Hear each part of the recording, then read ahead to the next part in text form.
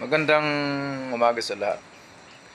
The YouTube channel of the Fraternal Order of Eagles Limbas Law Corner is back to once again render public service in the field of law or yung pagbahagi ng kunting kaalaman namin sa batas para sa sambayanang Pilipino.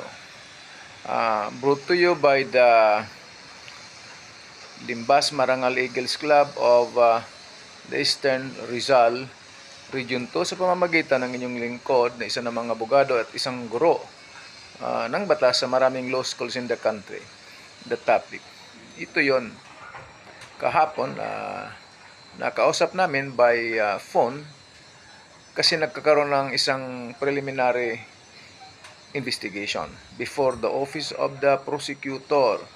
What crime? Well, this is a complaint by the wife for violation of Republic Act 9262, Violence Against Women and Their Children's Act.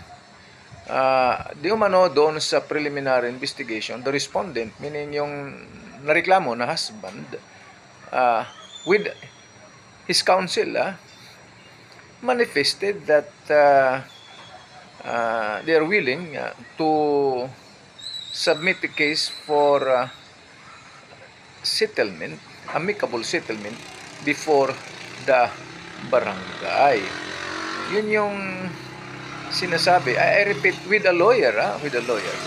Masama ba na nag-offer itong respondent, itong mister, na kung maaari pag-usapan na lang, magkasundo-sundo? Hindi masama yon.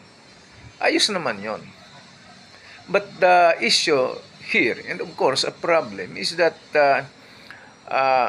complaints for violation of Republic Act 9262, Violence Against Women and Their Children's Act, they are not subject to what? Amicable settlement. In fact, for purposes of settlement, this is not covered by the Katarungang Pangbarangay Law under Republic Act 7610, the Local Government Code of 1991. Kaya kung magreklamo kayo, ay mag-isip kayo, hindi nyo pwedeng i-atras ito.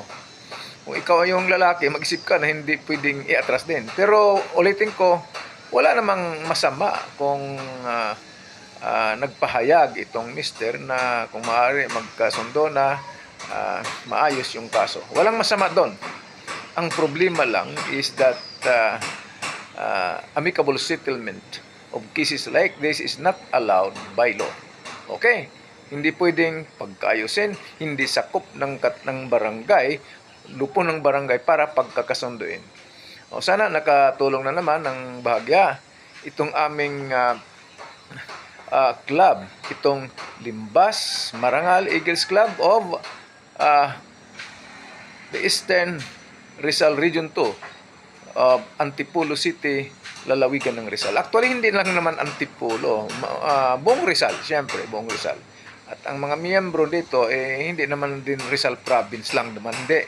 Pero karamihan ng miyembro ng Eastern Rizal Region 2 ay karamihan ay mga taga-lalawigan ng Rizal. Maraming salamat.